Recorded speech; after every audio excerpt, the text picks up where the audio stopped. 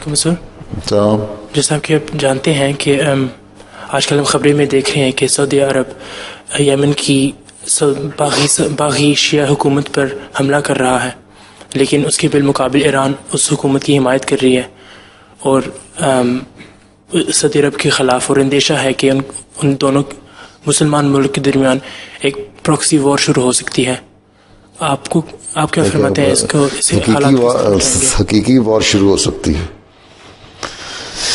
سوال ہے کہ جتنے پرسنٹ وہاں شیعہ ہیں اتنے پرسنٹ سنی ہیں، ٹھیک ہے.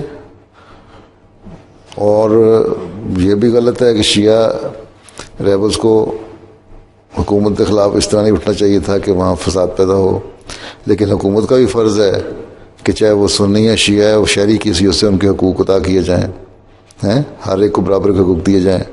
ایک زمانہ تھا مسلمانوں کی حکومتیں ہوتی تھیں تو ہندو اور عیسائی بھی ان کے بڑے بڑے منسٹر اور ایڈوائزر ہوتے تھے، انصاف سے کام لیا جاتا تھا.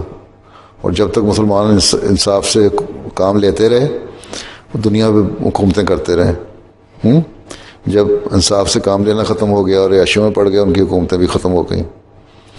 تو یہ بھی اللہ تعالیٰ نے ایک حد تک ان کو موقع دیا ہوا ہے کہ انصاف سے کام لے کے حکومتیں قائم کریں. نہیں تو یہ جنگ جو ہے اب یہ صرف ایران کی بات نہیں ہے یا سعودی عرب کی بات نہیں ہے.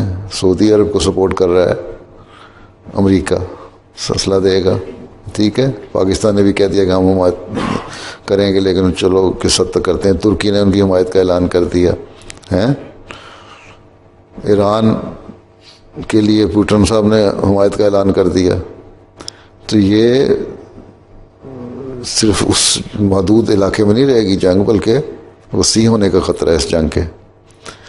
اس لیے جب تک مسلمان اپنے حقوق ادا کرنے کی کوشش نہیں کریں گے، نہ حکومتیں اور نہ رعایا، اس کو میں پہلے کئی خطبات میں بیان 2-3 دفعہ کہہ چکا ہوں اس ریجن کے لوگوں کو، اس وقت تک فساد کا خطرہ ہے. اور فساد کا خطرہ نہیں بلکہ بڑی شدید جنگ کا خطرہ ہے. اس لیے تم لوگ دعا کرو کہ جنگ ٹل جائے، نہیں تو اس کا اثر پھر یورپ پہ بھی ہوگا.